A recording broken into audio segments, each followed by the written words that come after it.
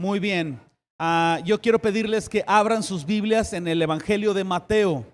Vamos a encontrar capítulo 13 y en un instante voy a empezar a leer en el versículo 44. Mateo 13, 44. Y normalmente las citas aparecen aquí en pantalla.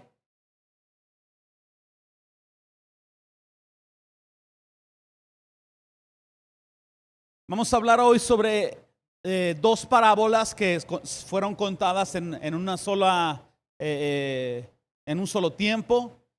Es la parábola del tesoro escondido y la parábola de la perla de gran precio. Estas dos parábolas nos enseñan una lección muy interesante, una lección acerca del costo de ser discípulo de Jesús. Entonces, con esto en mente vamos a empezar a leer Mateo 13, 44 ahí en sus Biblias. Ustedes me siguen. Empezamos con el tesoro escondido. Además, el reino de los cielos es semejante a un tesoro escondido en un campo, el cual un hombre halla y le esconde de nuevo, y gozoso por ello va y vende todo lo que tiene y compra aquel campo. Ahora vámonos con la perla de gran precio. Versículos 45. También el reino de los cielos es semejante a un mercader que buscaba buenas perlas, que habiendo hallado una perla preciosa, fue y vendió todo lo que tenía y la compró. Muy bien, dos parábolas, dos hombres distintos, pero casi es un solo mensaje. Uno de esos hombres se encontró ese tesoro por casualidad, casi se tropezó con él, pudiéramos decirlo por gracia. El otro estaba dedicado a buscarlo, era un mercader que buscaba perlas. El otro encontró una perla mucho más allá de lo que él buscaba, pero ambos encontraron un tesoro y algo más valioso que sus vidas. Y probablemente esto refleja de entrada el cómo muchos de nosotros llegamos a los pies del Señor. Algunos por gracia no estábamos buscándole, pero de alguna manera nos encontramos con el tesoro de la salvación.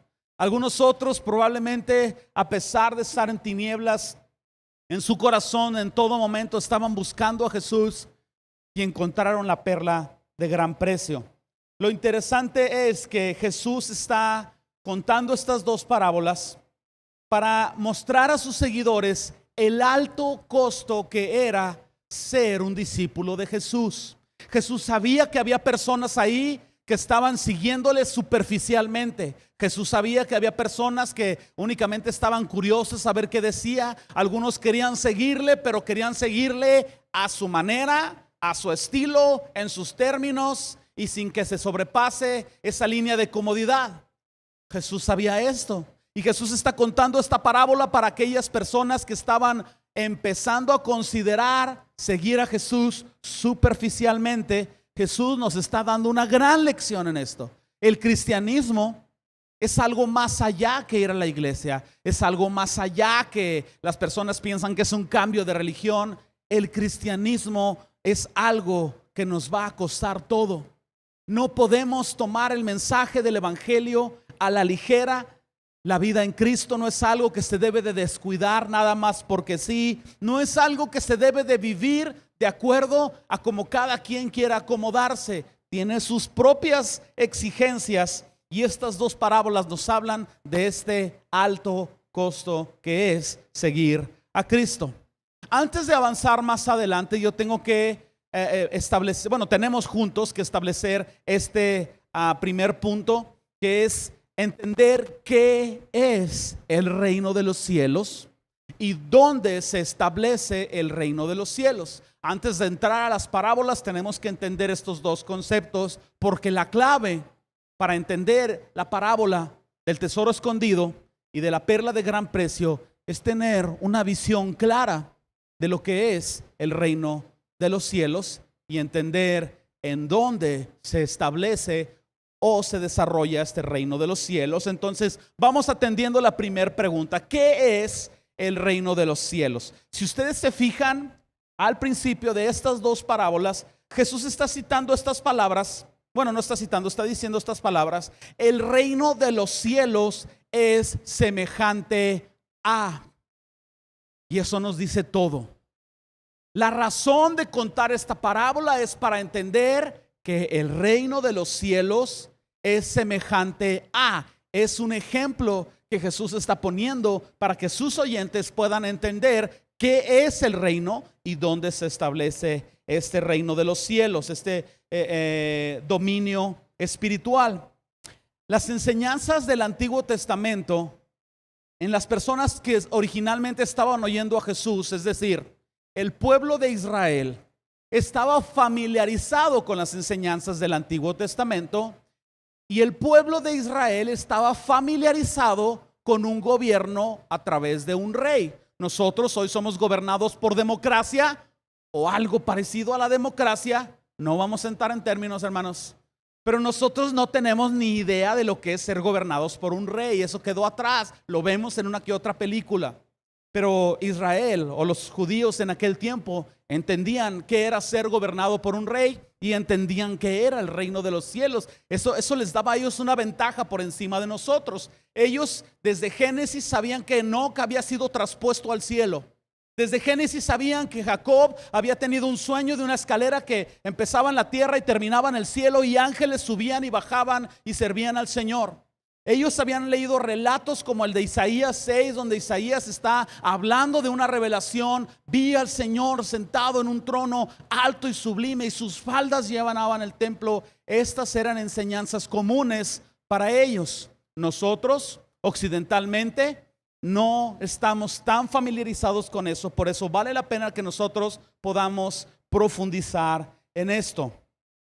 Los creyentes en la actualidad asocian el reino de los cielos con la salvación, asocian el reino de los cielos con la vida eterna, y realmente es eso, pero tenemos que irlo entendiendo con más claridad. El reino de los cielos es un dominio espiritual.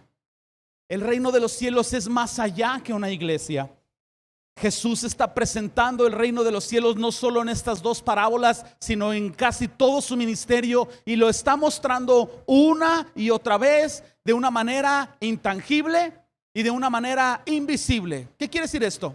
Que el reino de los cielos no es algo que podemos tocar. El reino de los cielos no es algo que podemos ver. En otras partes de las escrituras vemos que Jesús está diciendo que el reino no consiste en comida ni en bebida, sino en poder. Jesús está hablando en Juan 18:36, que aparece aquí en pantalla para ahorrarnos tiempo en buscarlo. Jesús está diciendo: mi reino no es de este mundo. Yo entiendo que hay áreas en el cuerpo de Cristo que piensan que el reino de los cielos tiene que ver con cuánto tú prosperas. Y tal vez haya quienes puedan pensar, y nosotros lo respetamos profundamente, quienes puedan pensar que porque somos hijos del rey necesitamos vivir con lo mejor.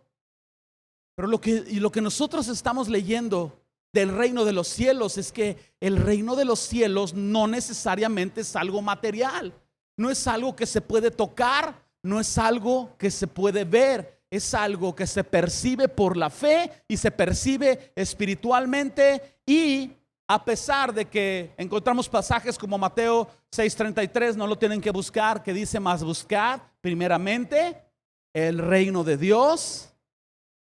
¿Lo conocen? ¿Verdad? ¿Y qué más dice?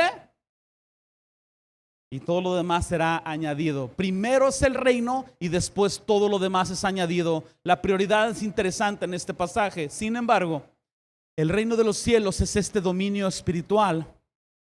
Es un reino, literalmente, como algo parecido a un imperio. Tal vez esta idea nos va a ayudar. Un imperio, ¿verdad? También Israel estaba familiarizado con los relatos históricos verdaderos de imperios. A estas alturas, Israel ya había sido conquistado por 3 imperios: Persia, creo que 4, Asiria, Babilonia y ahora el imperio romano. Ellos estaban familiarizados con la idea de que ahora venía un reino poderoso y les iba a conquistar. Entonces, el reino de los cielos es básicamente cuando la voluntad de Dios se está estableciendo en la tierra y en las personas. Es este dominio espiritual. El reino de los cielos todavía no se ha establecido totalmente aquí en la tierra. Ojo con esto, no se me pierdan, síganme. El reino de los cielos está en la fase inicial de conquista y es lo que nosotros estamos viviendo ahorita. El reino de los cielos está invadiendo actualmente la tierra.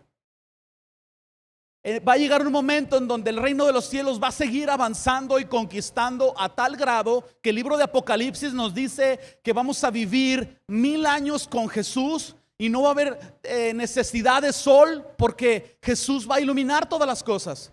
Las profecías en la escritura nos dicen que en algún momento el cielo y la tierra se van a fusionar en uno solo y tal vez en ese momento, en el retorno glorioso del Señor, Él va a venir. Y el reino de los cielos probablemente entonces será algo que vamos a ver y tal vez algo que vamos a tocar. Mientras tanto, en esta primera fase nosotros tenemos que vivir el reino de los cielos por fe. Síganme con esto. Esta fase inicial de conquista del reino de luz sobre el reino de las tinieblas empieza como empiezan todos los reinos o imperios a conquistar otro reino, otro imperio. Ustedes tal vez lo han visto en películas o lo han leído en libros de historia, pero era tan común que enviaran un mensajero por delante y llegaba este mensajero y decía, bueno, yo vengo de parte del rey fulano, somos el imperio fulano de tal y yo vengo a dar un mensaje de parte de mi rey, ríndanse o serán conquistados. ¿Cuál es la respuesta? Y entonces pues cada quien decía, bueno, nos rendimos o peleamos. Ese mensajero ya llegó y era Juan el Bautista. Después de 400 años de silencio profético, viene Juan el Bautista y rompe ese silencio. El mundo está en tinieblas por causa del pecado y no solo está en tinieblas, sino que el pueblo de Dios estaba en oscuridad profética por más de 400 años y de repente llega este mensajero de parte del reino de luz a establecer, viene tras de mí uno que no soy digno de desatar, uno que es más grande que yo, que no soy digno de desatar la correa de sus sandalias. Él los bautizará en Espíritu Santo y fuego. Y luego encontramos que Jesús aparece y no estaba aquí en estas notas, pero yo quiero que vayamos al Evangelio de Mateo capítulo 4. Vamos a leer el versículo 16. Y después de eso ponemos el siguiente versículo en pantalla que teníamos planeado. Mateo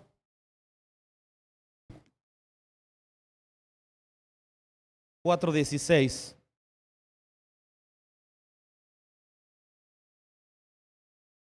Ojo con esto.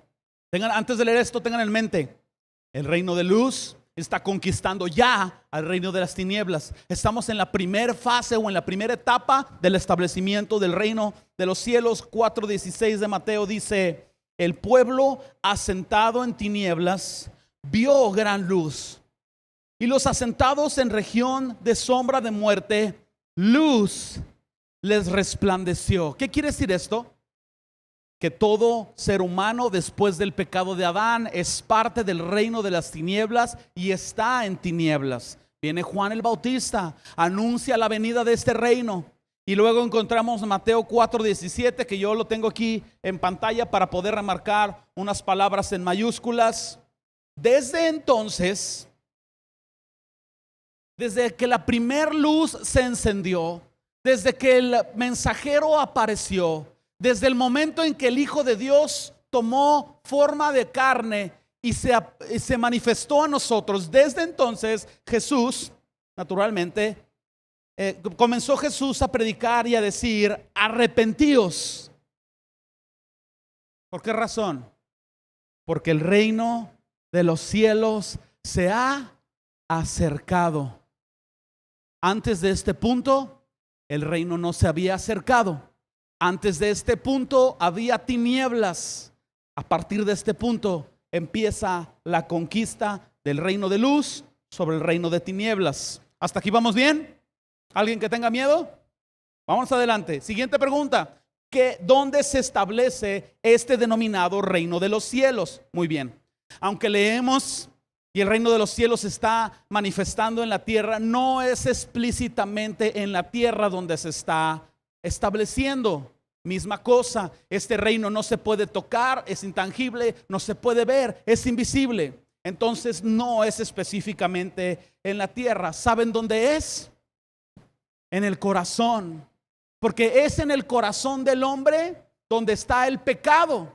Es en el corazón del hombre donde están las genuinas tinieblas. Si nosotros saliéramos ahorita al sol, aparte de achicharrarnos y quemarnos, veríamos la creación tal cual es.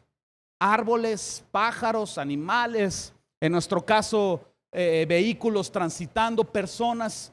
No es como que nosotros podemos, ahí va el reino de Dios, o el reino de Dios ya está aquí, pues no lo vamos a poder ver. Sin embargo, tampoco podemos ver visiblemente la maldad. Quizás vemos personas haciendo maldad, pero esa maldad tiene un origen y tiene una raíz que es el corazón. ¿En qué lugar es donde el pecado y las tinieblas gobiernan el corazón del hombre? En el corazón. ¿En qué lugar es donde se siembra la semilla de la palabra de Dios para que empiece a dar fruto? En el corazón. ¿En qué lugar se va a establecer el reino de los cielos? En la cabeza. Los atrapé, si están poniendo atención. En el corazón. El corazón es gobernado por el pecado. Ustedes que estuvieron aquí en los 10 mandamientos saben que la codicia es la evidencia que el pecado domina y gobierna el corazón del ser humano, y es ahí donde el reino de los cielos empieza a establecerse. Una vez que el reino de los cielos esté en el corazón, se va a manifestar en nuestras acciones. Nosotros vamos a quitar los ídolos de las paredes cuando se caigan los ídolos de nuestros corazones. Nosotros vamos a dejar los vicios cuando los vicios sean arrancados de nuestro corazón. Nosotros vamos a hacer todo lo celestial y espiritual y todo lo que agrade a Dios en base a lo que suceda en nuestro corazón. Entonces, antes de avanzar más adelante, si se fijan, estamos construyendo una cosa sobre la otra, tenemos que entender un punto muy interesante también. Ya sabemos o tenemos una idea qué es el reino. Al final vamos a regresar un poquito más a esto del reino, pero ya tenemos una idea qué es. Ahora ya entendemos dónde se manifiesta y se establece el reino de los cielos. Es importante que ahora entendamos otro punto interesante. Aunque al leer estas dos parábolas da la idea, o alguien pudiera llegar a pensar que entonces el reino de los cielos y la salvación se pueden comprar. Quizás alguien lee y dice, bueno, este hombre de la perla vendió todo y compró la perla, entonces yo puedo dar todo y obtengo salvación, y entonces la salvación de una de otra forma se puede comprar. Y antes de nosotros avanzar más adelante, tenemos que tener bases doctrinales bíblicas muy fuertes a fin de poder sacar todo el jugo de estas dos parábolas. Y la situación es lo que ustedes saben: la salvación no se puede comprar. No es por obras, dice el libro de Efesios. No hay nada que nosotros podamos hacer para agregarle a lo que Jesús hizo en la obra redentora para que entonces se pueda ser completada la salvación. Es todo lo contrario. Al analizar profundamente las escrituras, nosotros sabemos que la ley fue dada para que nosotros supiéramos que estábamos condenados a pecar porque las tinieblas gobiernan el corazón del hombre. La ley, los 10 mandamientos y otras leyes más fueron dadas para mostrarnos que estamos imposibilitados en alcanzar el estándar divino. Si pudiéramos humanamente comprar la salvación o agregar algo para que se complete la salvación, viene la pregunta obligada: entonces, ¿para qué vino Cristo? ¿Por qué Dios, Jesús en el cielo, estimó no ser igual a Dios como algo que aferrarse y se despojó de sus atributos divinos, haciéndose obediente, tomando forma de siervo, obediente hasta la muerte y muerte de cruz? ¿Por qué razón Jesús tomaría todo el pecado y toda la maldición de la humanidad? Por una sola razón: para el humano era imposible por sus propias obras salvarse. era necesario que esta ley nos llevara entonces a Cristo. La salvación no la compramos, la salvación es un regalo. No sé si quieren leerlo en sus Biblias, pero yo puedo citar 2 Corintios 5:21, al que no conoció pecado, refiriéndose a Jesús, por nosotros lo hizo pecado para que nosotros fuésemos hechos justicia de Dios en él. Jesús no conoció pecado, pero entonces es como un intercambio de vida. Ojo con esto. Jesús toma tu vida pecaminosa y la vive siendo castigado en la cruz. Ahora nosotros tomamos la vida santa y justa de Jesús y vivimos lo que Jesús debería de estar viviendo en la tierra. Así le plació al Señor.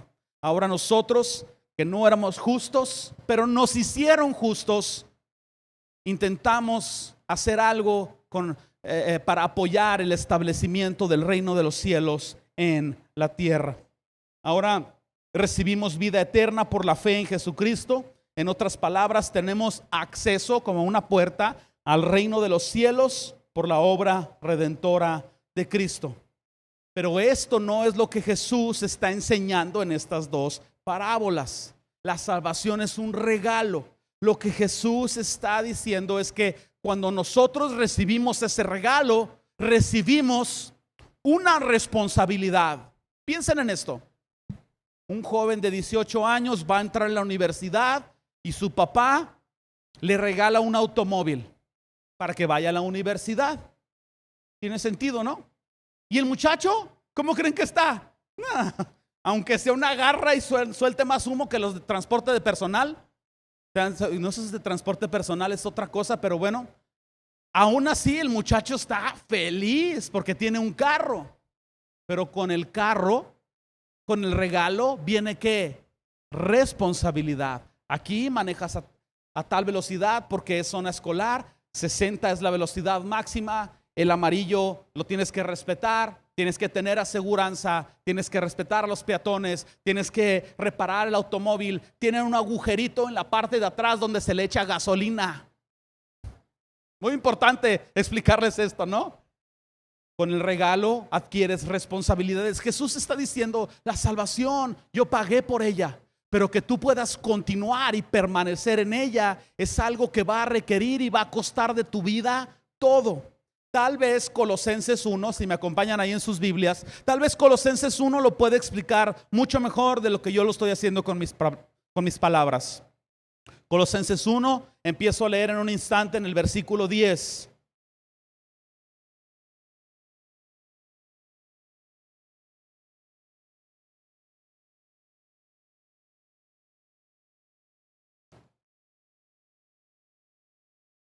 ¿Lo tienen ahí?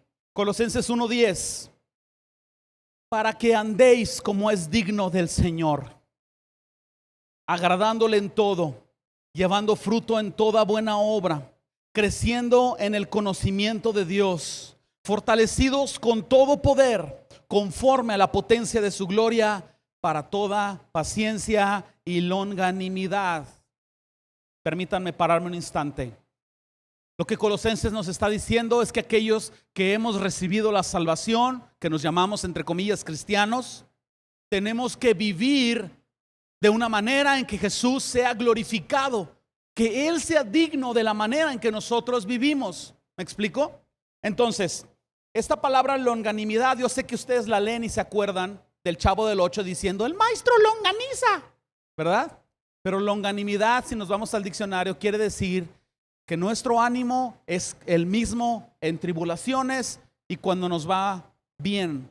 Nuestro ánimo y nuestra pasión por Dios es la misma, es constancia de ánimo. Sin embargo, lo interesante está a partir del versículo 12. Síganme por favor. Con gozo, dando gracias al Padre que nos hizo aptos. Digan conmigo, aptos para participar de la herencia de los santos en luz. Esta palabra, aptos, este concepto nos hizo aptos. No eras apto. Yo no era apto. No eres apto. Yo no soy apto. En cuestiones de salvación somos unos ineptos. Es como tomar a 3 compadres ahí de la calle y luego de repente llegas y les dices: vengan para acá, ahora tú eres el presidente municipal y tú eres el secretario de obras públicas y tú eres el mero mero de la junta de aguas. A veces parece que así fue, pero ellos, quién sabe si tenían una carrera profesional, pero les dieron el cargo, no eran aptos, se los dieron. Éramos y somos, ¿verdad?, pecadores. No éramos aptos para participar del reino de Dios, pero la obra de Cristo nos hace aptos. Entonces no critiquen tanto al presidente municipal, porque ustedes los hicieron justos, ¿ok? Nos dieron chance, como dicen por ahí. Nos hizo aptos para participar de la herencia de los santos en luz, versículo 13, el cual nos ha librado de la potestad de las tinieblas. A mí me gustaría, nada más para un ejercicio mental, quitar la palabra potestad y poner la palabra reino. Léanlo conmigo de esta manera: el cual nos ha librado del reino de las tinieblas y nos ha trasladado al reino de su amado Hijo, en quien tenemos redención por su sangre, el perdón de pecados. Hemos sido trasladados por gracia del reino de las tinieblas al reino de luz. Hasta aquí vamos bien. Piensen en esto: al ser conquistados por el reino de luz, es como si de repente anduviéramos por ahí y nos capturaran y nos meten en un castillo ahí que representa o un reino que representa el reino de luz. Y nosotros, pues naturalmente felices de que eso suceda. Si mentalmente eso es así, o llevamos el ejercicio, éramos parte del reino de las tinieblas, lo cual quiere decir que traíamos, simbólicamente hablando, un uniforme que representaba el reino de las tinieblas, una naturaleza. Ahora estamos puestos de repente en el reino de luz, y es como si alguien de la América se convirtiera al Cruz Azul. Nada más es una objetiva, hermanos. No empiecen. Vámonos con otros 2 equipos para que no haya pleitos y disensiones. Alguien de los Yankees se vuelve media roja. ¿Qué tiene que hacer? Quitarse el uniforme de los Yankees y ponerse el uniforme de los Medias Rojas de Boston. Tiene sentido, ¿no? Misma cosa con los del América. Bueno, perdón, eso ya no. Tienes que quitarte tu uniforme antiguo, porque ya no eres parte de ese reino, has sido conquistado.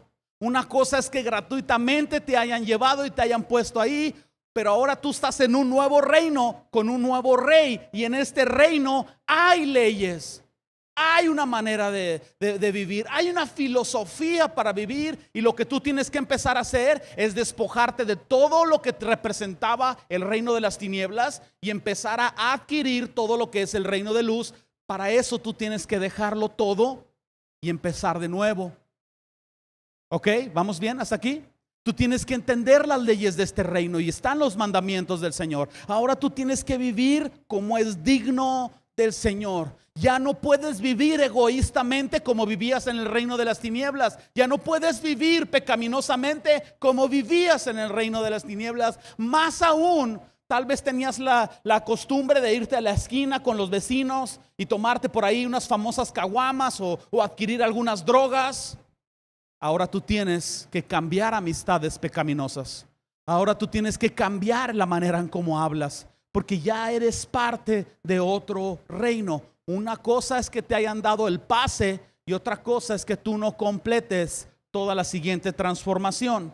Ahora estás al servicio de un nuevo rey, el Señor Jesucristo. Ahora estás al servicio del Señor Jesucristo. Vale la pena, ¿verdad?, hacer todo lo que Él diga y como Él lo quiera hacer. ¿Hasta aquí vamos bien? Se están portando súper bien a pesar del calor. Les felicito. Vámonos entonces ahora a entrar en materia. El tesoro escondido. Esta parábola. Los tesoros eran un tema conocido y familiar en la Palestina en la que Jesús vivía. Era común el tema de los tesoros. Era tan común que en otra de las parábolas, la parábola de los talentos, ¿Qué es lo que hace el siervo infiel? Toma este lingote de plata y ¿qué hace? Lo enterró, tenía miedo a perderlo, tenía miedo que se lo robaran. ¿Y qué es lo que hace? Va a un terreno y lo entierra y lo esconde bajo tierra. Los tesoros y el enterrar tesoros era un tema común en estos tiempos en los que Jesús estaba viviendo. Actualmente nosotros metemos nuestro dinero en los bancos para que no nos lo roben. Actualmente nosotros tenemos otro sistema económico diferente. Ellos no tenían casas como las de nosotros. Y entonces era tan común que alguien dormido en la noche o alguien iba a trabajar al campo y alguien podía entrar a su casa. No tenían rejas como nosotros que vivimos en jaulas, ¿verdad? No tenían alarmas en sus casas, pues era común entrar y robarse ahí algunas alhajas o alguna joya. Entonces, para que no sucediera eso, no podían enterrarlo en su casa porque era natural escarbar en las casas. Iban a un terreno y lo escondían en un terreno donde no tuvieran nada que ver con ellos, en un lugar no sospechoso. Iban y lo enterraban con el fin de salvaguardar sus finanzas, su tesoro. Entonces aquí está un hombre que va y se tropieza con este tesoro. Según la ley judía, aquel que encontraba un tesoro era dueño de él. Porque es como cuando se pierden 10 pesos en la primaria. ¿De quién son? ¿No? Si llegas y preguntas ahí a tercero B, ¿de quién son estos 10 pesos? ¿Cuántas respuestas afirmativas crees que vas a recibir? Ya, míos, tiene un águila atrás de la moneda, profe. Entonces la ley judía era justa, el que se encuentra un tesoro es de él. Este hombre se encuentra el tesoro y si analizamos esta parábola, dice que lo vuelve a poner donde estaba. Yo no sé qué estaba haciendo, yo no sé cómo se tropezó con él, no nos dan estos detalles, pero sí sabemos que lo vuelve a esconder, acomoda el sacatito como lo tenía y va y vende todo lo que tiene para obtenerlo. ¿Por qué? Porque este hombre, según la ley, ya sabe que ese tesoro es de él. No compró el tesoro. Si ponemos atención, hablando de que la salvación no se puede comprar, este hombre no compró el tesoro. Tampoco el otro hombre compró la perla. Compraron el terreno donde estaba el tesoro. Compraron el terreno. Entonces, si ponemos atención, este hombre, sabiendo que ya sabía que era suyo, fue y vendió todo lo que tenía. Es decir, entendió que ese tesoro era mucho más allá de lo que él tenía, era mucho más allá de lo que él era. Y si notamos el ambiente que nos está proyectando esta palabra, este hombre está gozoso, está ultra, mega, archi, contra emocionado y apasionado por el tesoro que encontró. No está interesado en términos económicos. Algo en su corazón le ha hecho sentir completo. Algo en su corazón le ha hecho sentir, no necesito nada más en la vida. Y cuando nosotros entendemos el valor eterno de nuestra salvación, no tenemos problemas en renunciar a todo lo que poseemos. Cuando verdaderamente nosotros hemos valorado esta salvación y dices, me han perdonado mi pecado, me hicieron justo, esto es lo más increíble que me ha sucedido, no necesito nada más, no anhelo nada más en esta tierra. Si como bien, si no como también, si me caso bien, si no me caso pues también, si mi carro es nuevo, bien, si no también. Todas estas cosas las he estimado como pérdida con tal de ganar a Cristo. Este es el sentir y esto es lo que la parábola de Dios nos está proyectando. Entonces, la salvación no se compra, pero permanecer en Cristo implica todo en tu vida.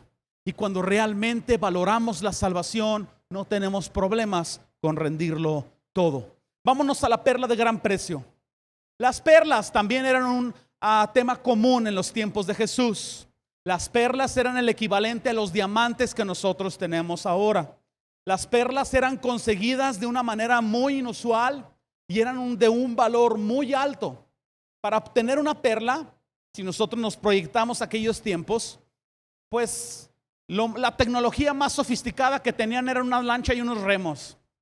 Entonces ellos iban por el mar y entonces sabían más o menos por la experiencia de algunos ancianos dónde había estas ostras, donde posiblemente una de cada 1000 o de cada, no sé, 200 tenía una perla, y eso quién sabe qué tipo de perla. Entonces ellos navegaban en una lancha y los buzos de aquellas épocas no tenían equipo para bucear.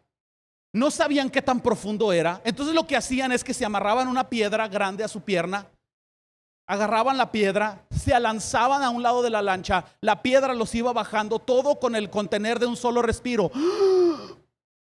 La piedra los iba bajando, los iba bajando, los iba bajando hasta llegar al fondo. En cuanto topaban fondo, era desatar su pie rápidamente y hacer unos arañazos para agarrar las pernas que podían, las almejas que podían, y tratar ese camino largo hasta la superficie para destapar las almejas y puros ostiones.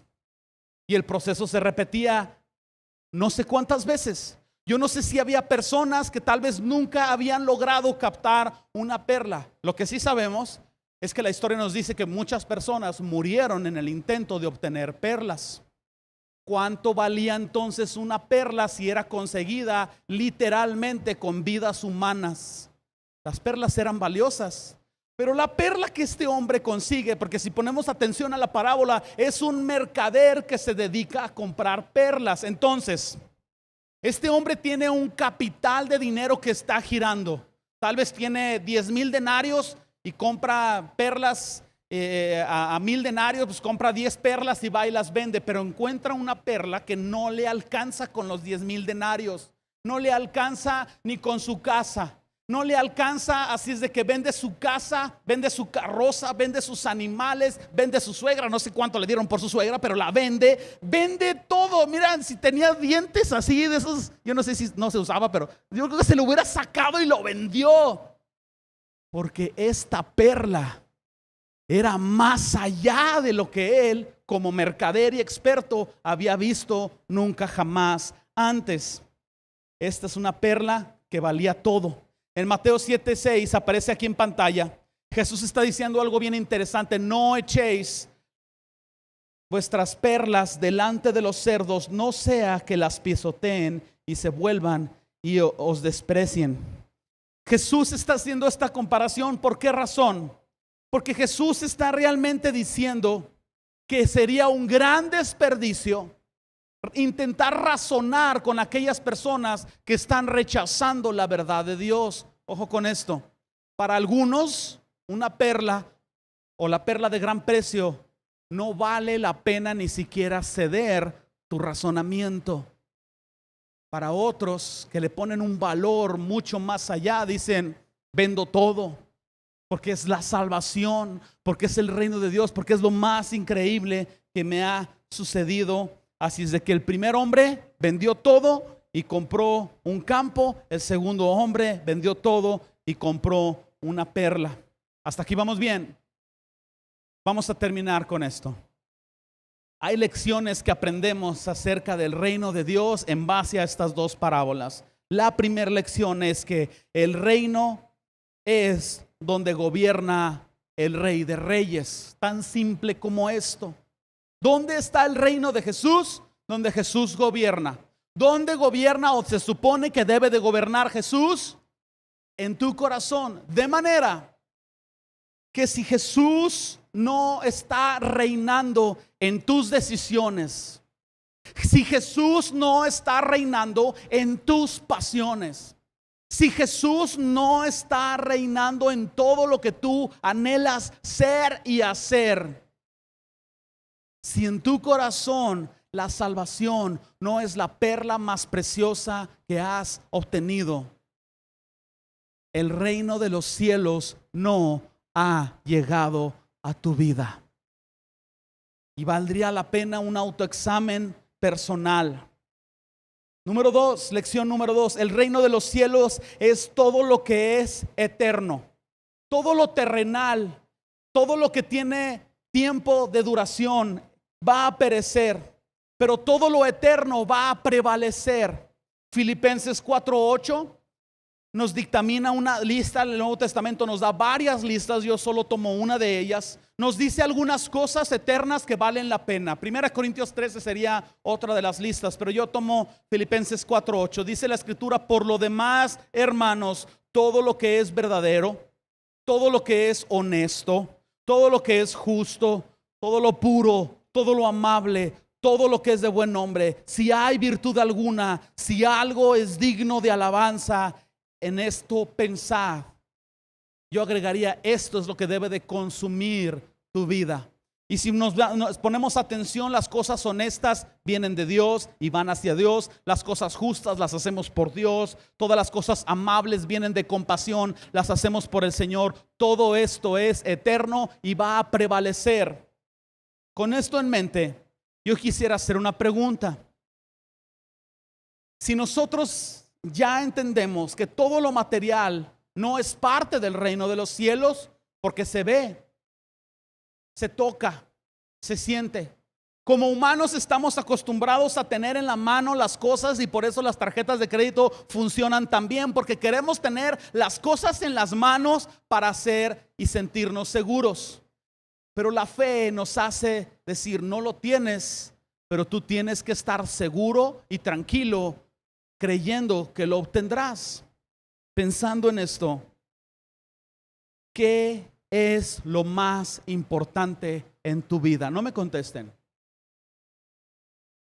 ¿En qué quieres invertir la mayor parte de tu tiempo? ¿En qué quieres invertir la mayor parte de tus recursos? ¿En lo eterno o en lo terrenal? Ve a casa, ve tus gastos, analiza en qué inviertes el tiempo y tú vas a encontrar respuestas de qué tanto el reino de luz ha conquistado las tinieblas de tu corazón, qué tanto tú estás dentro del reino, qué tan dispuesto estás tú a venderlo todo para comprar este campo. Pensando en aquellos que son padres, yo quisiera poner algo aquí.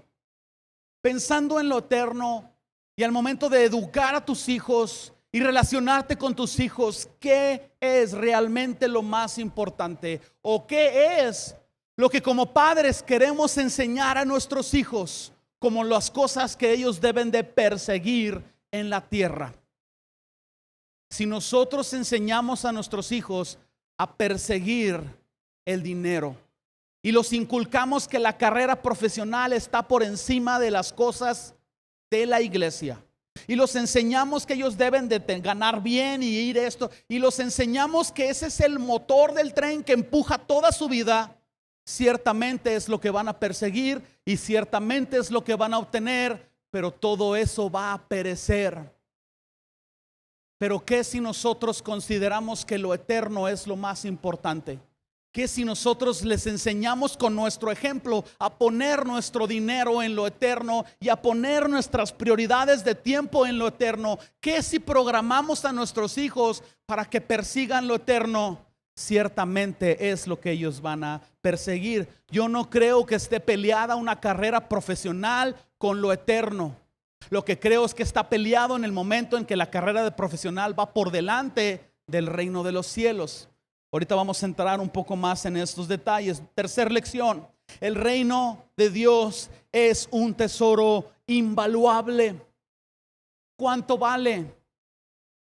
¿Cuánto tienes? ¿Cuánto vale? ¿Cuánto tienes? Porque todo lo que tú tienes tiene que ser rendido para poder ser un discípulo de Jesús. Todo lo que tú tienes. Este hombre del tesoro escondido y este hombre de la perla de gran precio vendieron todo, rindieron todo con tal de obtener ese tesoro, y ese tesoro es el reino de los cielos. Esta perla de gran precio para nosotros es la salvación o la paz o el ser perdonados, pero solo quienes valoran su salvación y quienes valoran la gracia que los alcanzó son aquellos que consideran el reino de los cielos como lo más valioso. Y mientras más razones en esta verdad, más lo terrenal empieza a perder valor en tu vida. Cuarta lección. Yo sé que estoy muy rápido, pero quiero terminar pronto para que no se me terminen de hornear aquí. El reino, cuarta lección, el reino se apropia de manera personal. En ambas parábolas, el personaje central es un individuo, no un grupo de individuos, no una tribu, no una iglesia, es un individuo. De manera que el reino de los cielos se apropia de manera individual y de manera personal. Hay quienes piensan que porque están en una iglesia en donde se predica la sana doctrina y lo eterno, están persiguiendo lo eterno, y no es así. Hay quienes piensan que porque su vieja es edecán y ujier y profetiza y barre los viernes y ora los martes y los miércoles discipula, el reino de los cielos ha llegado a su familia. Las oraciones de mi vieja alcanzan para todos aquí. Es tan común. Qué padre, ¿verdad? Para los hombres. Mi vieja ora y yo pues aquí llego a la tarde y prendo la tele. El reino de los cielos, para quienes piensan así, no ha llegado a tu vida. Tú tienes que apropiarte del reino de los cielos de manera personal. Y que tu esposa o tu hijo o tus padres hayan dado todo por seguir a Cristo no te incluye a ti, porque este es un asunto personal, de tal manera que hazlo personal. El reino de los cielos ha llegado a algunos aquí, a algunos otros no les ha llegado. El reino de los cielos se apropia personalmente y no es hasta que rindes todo que llega a tu vida. ¿Cómo vamos a aplicar esto a nuestras vidas? Lucas 14:26, mis hermanos. Jesús está diciendo en Lucas 14:26, me voy a adelantar a empezarlo.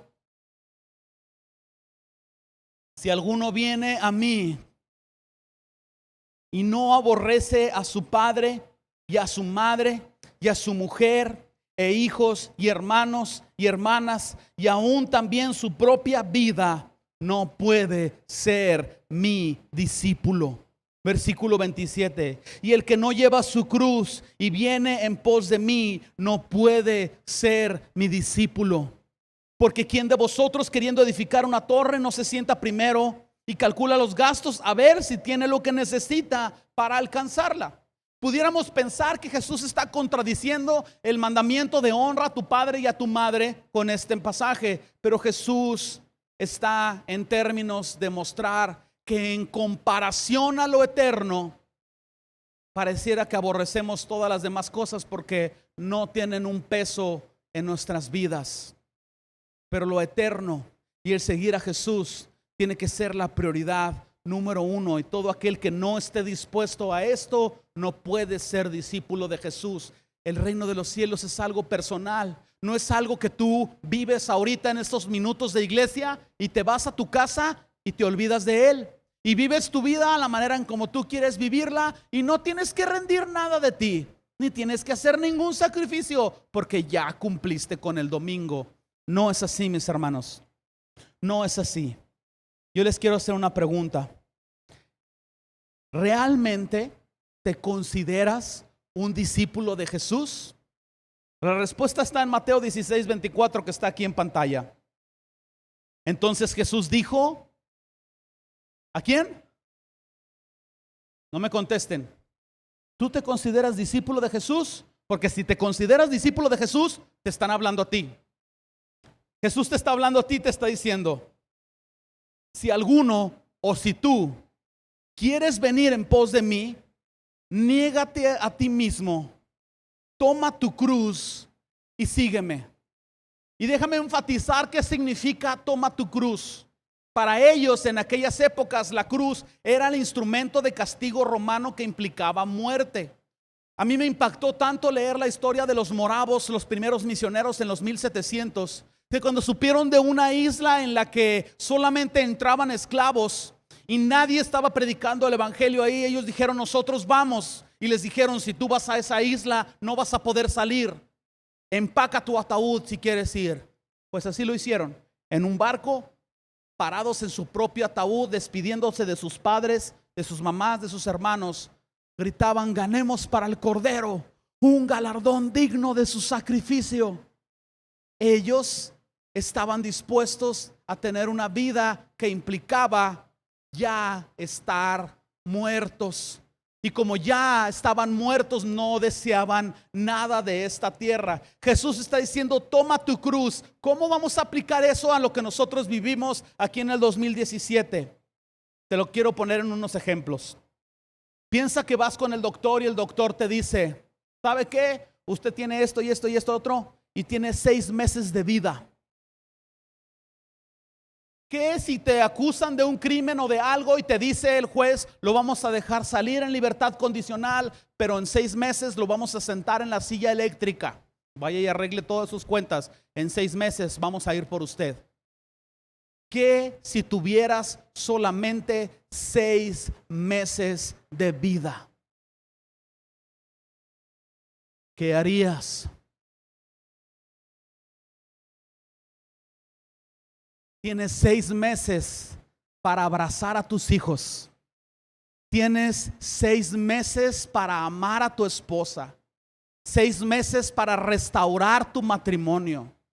Tienes 6 meses para hacer lo que puedas para ganar un galardón eterno digno de Jesucristo. Tienes 6 meses para proclamar el evangelio. Estoy seguro que dejaríamos de ver menos televisión. Estoy seguro que dejaríamos de gastar en cosas triviales. Estoy seguro que pasaríamos más tiempo con nuestros hijos. Estoy seguro que haríamos cosas con un valor eterno, con mayor intensidad. Y si te quieres vivir desenfrenadamente, pues naturalmente es porque eres parte del reino de las tinieblas. No hay ninguna condenación en eso, solamente es una verdad. ¿Alguien me puede decir aquí cuánto tiempo de vida tiene? ¿Alguien puede decir: yo tengo más de 6 meses? ¿Hay alguien aquí que puede decir: yo tengo seguros más de 6 meses de vida? Tienes tu vida. Entonces hablemos en términos de totales. ¿Cuánto vale el reino? Vale todo. ¿Cuánto tiempo tengo? Tu vida. Solo tienes esta vida para enseñarle a tus hijos lo eterno. Solo tienes esta vida para hacer algo digno de Jesús. Solo tienes esta vida para entregársela al Señor. Tú no puedes vivir esta vida y decir: tengo otra vida, la segunda vida se la doy a Jesús. No puedes. Richie, ayúdame aquí atrás, por favor. Una cosa, mis hermanos, es confesar a Cristo como Salvador. ¿Cuántos han confesado a Cristo como Salvador? Levanten sus manos. Muy bien. En la siguiente pregunta no levanten las manos, porque a lo mejor no les conviene. ¿Cuántos han confesado a Cristo como Señor? De tal manera que Él gobierna tu vida, que Él dictamina cuánto gastas de tiempo y cuánto gastas de dinero. ¿Cuántos de nosotros hemos considerado el reino de los cielos como el tesoro más valioso de nuestras vidas? ¿Cuántos de nosotros nos sentiríamos inconclusos si no alcanzamos una meta de ver a nuestros hijos graduarse de la universidad? Yo soy del profundo pensar que si fallamos en mostrarles a nuestros hijos el evangelio, hemos fallado en todo. Somos malos padres. Aún si no los disciplinamos, los vamos a hacer odiosos y al rato se van a tropezar con las leyes de este mundo y van a ser criminales porque no están acostumbrados a respetar leyes y autoridades desde la disciplina. Pero el evangelio, si el evangelio no tiene un peso del máximo tesoro en nuestras vidas, no lo va a hacer en nuestros hijos. No podemos decir: haz lo que digo, no hagas lo que yo hago. No, nuestros hijos van a hacer lo que nosotros hacemos. Filipenses 3:7 en la Nueva Traducción Viviente. Lo puse al final porque es tan claro, que no hay duda alguna de lo que el reino de los cielos debe significar para nosotros. Síganme aquí en pantalla porque estamos leyendo en la Nueva Traducción Viviente. Antes creía que estas cosas eran valiosas. ¿Cuáles cosas? los logros personales, la carrera, un estatus financiero, casarme, todo aquello que es terrenal y temporal. Antes creía que estas cosas eran valiosas, pero ahora considero que no tienen valor debido a lo que Cristo ha hecho. Así es, todo lo demás no vale nada cuando se compara con el infinito valor de conocer a Cristo Jesús, mi Señor, la perla de gran precio. Por amor de Él he desechado todo lo demás y lo considero basura a fin de ganar a Cristo y llegar a ser uno con Él. Ya no me apoyo en mi propia justicia por medio de obedecer la ley, más bien llego a ser justo por medio de la fe en Cristo, pues la forma en que Dios nos hace justos delante de Él se basa en la fe. Quiero conocer a Cristo y experimentar el gran poder que lo levantó de los muertos. Quiero sufrir con Él y participar de su muerte. Para mí, dice la Escritura, el vivir es Cristo y el morir lo es para ti. De veras lo es para ti, porque la manera en cómo vivimos habla más de lo que nosotros podemos decir. Estas dos parábolas nos dan una gran lección. Jesús nos está mostrando el alto costo que hay por ser su discípulo, por permanecer en Él. Mis hermanos, vale la pena. Vale la pena. Vale la pena. Cierra tus ojos por un instante.